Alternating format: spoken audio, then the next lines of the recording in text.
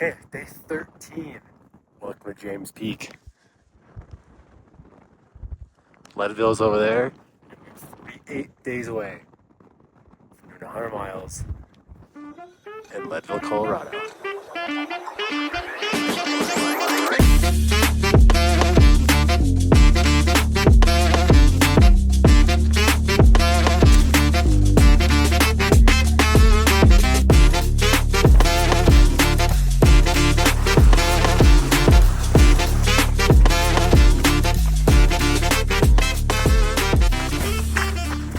Whoa, this is techie. Just tons of loose rocks. Try not to roll an ankle or stub my toe. This is tough stuff. This is way techie, or way more techie than Leadville would be, fortunately. So if I can survive this, I can survive Leadville. Okay, welcome back. Hopefully you enjoyed some clips from this morning's run to James Peak.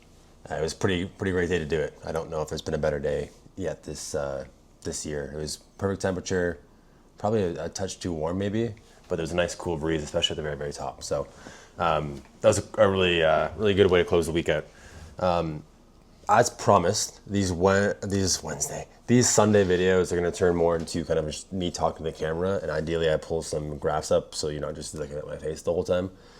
But essentially, I'm going to kind of debrief what happened this week. So I'm going to go through day by day what I did, kind of why I did it really quickly, and then we can kind of get through the whole week as a whole.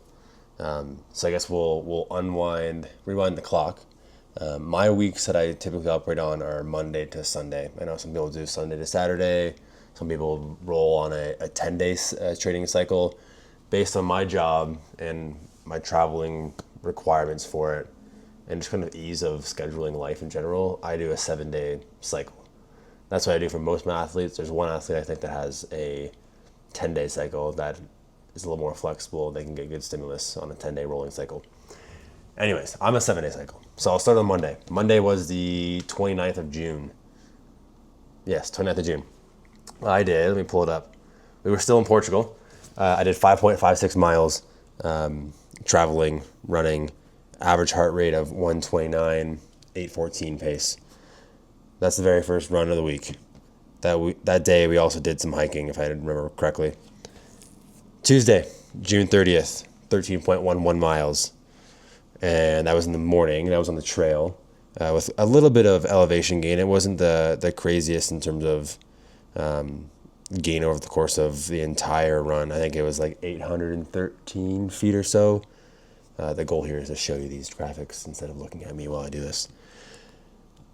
And then it followed up with a quality session in the afternoon. So it was at the hotel in Sines on the west coast of Portugal, and did a little quality session on the treadmill. So I did a 1 mile warm up, did 6 by 2 minutes hard, 1 minute easy, just to kind of get the legs firing because I knew a rest day was coming the next day. So did that, and then a mini strength session in the afternoon. Wednesday was a travel day. I think we were 23 hours from leaving the hotel to walking in our door here in Denver. So nothing much happened there, including not a lot of sleep, unfortunately for me. The following 2 days, so both Thursday and Friday, are kind of reset days, get back to work days, both in my actual engineering job, but just in life in general, back to routine days. So 8.02 miles on Thursday and 8.07 miles on Friday. Both of those were followed by a 30-minute bike ride, just high-end zone 1, not pushing the envelope at all. And then I think actually on Friday as well, I mixed in a strength session, strength/cardio session to get back to some higher volume now that I was kind of feeling better after jet lag. Saturday, so that was yesterday, 10 miles, easy run.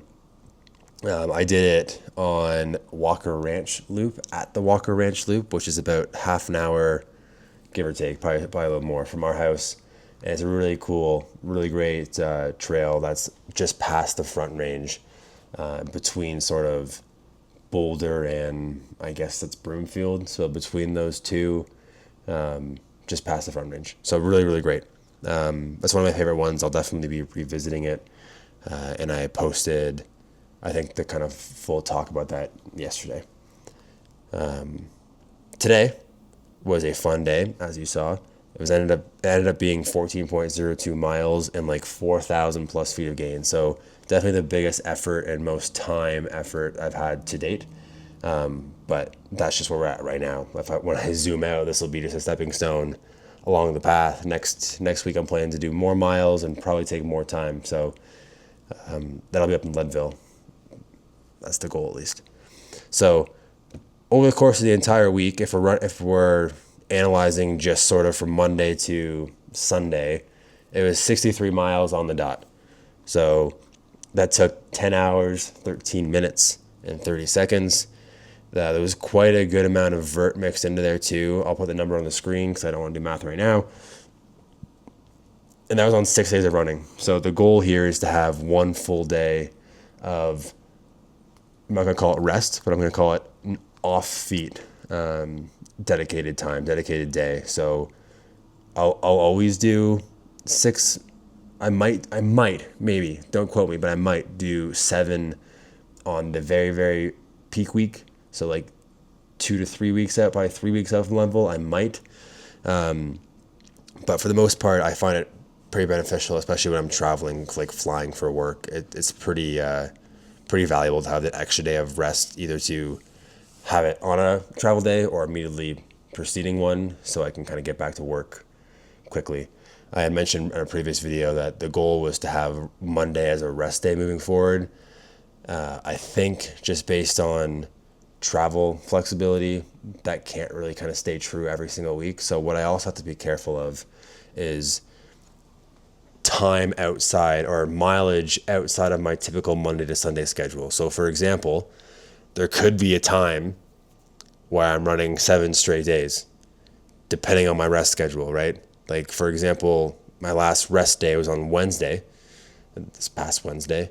I'm planning to run tomorrow. I really should either rest Tuesday or Wednesday. Now it looks like Wednesday this week's gonna be a travel day for me anyways, so that's probably a good day to have it. But that'll mean that I'm running the 6 days of one day off. If I had to bump it to Thursday, that's technically 7 days, right? 7 straight days of running, which I'm trying to avoid. So I got to keep an eye on the kind of the rolling daily 7-day accumulative running total, just so I don't go too crazy. There was one day, this past week was 63, but there was one day I looked, when I was in Portugal, I was at like 71. So 71 miles over the course of the past week. So I had run 7 straight days.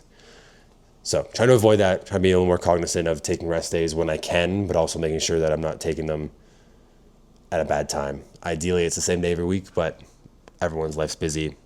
We can't always guarantee it's going to be the same time. So that's the quick summary. So that's a kind of a recap of this past week. Again, 63 miles total. I'll put the elevation total on the screen. I think it was like 2,500 meters. So I'll multiply that by, I forget even the conversion now. By 3.3 is like 8,000 plus feet of vert. I'll put the actual number on the screen again. And yeah, it felt good. I have a couple like sore things going on, like the outside of my knee. And again, I'm kind of just speaking to this now. So when I personally go back through all these videos at some old time or later time when I'm old, maybe, I can kind of see where I went right and where I went wrong. So I'm just kind of speaking candidly about what's going on. So I've lost one toenail, which is great. Hopefully I lose all 10 so that I don't have to worry about them. That'd be fantastic. I got a slight, like, just kind of feeling sore on the outside of my knee, about 2 inches down, kind of like a anterior tib situation. Quads feel sore, but that's just from like eccentric loading today. I don't feel like they're overly fatigued. I didn't feel fatigued this morning. And then hips are tight. Again, I think from not being able to open up my stride. There was a lot of scree, a lot of like loose rock on the way down today. So there's very few times where it was pretty smooth, open, descending. There was a lot of just like braking, which obviously loads your lower legs or your entire legs. Other than that, feeling quite good. I'm hoping to have some good sleep moving forward. The jet lag didn't really affect sleep too much. Like in terms of like time in bed. Like I bumped everything up, so I'm going to bed at like 8:30 and getting up at like 3:30. But I haven't had like the same like deep REM sleep, according to my Garmin, that I was getting over in Portugal. So that's probably a combination of jet lag, maybe some dehydration the first day or two, altitude. Like there's a couple of variables there. So hopefully it settles in this week and we can keep kind of charging on. So that's it for this week, and that's it for today. Hope you guys are enjoying this. I think I'm going to enjoy this looking back on it at some point in life. Hopefully I'll look back on it.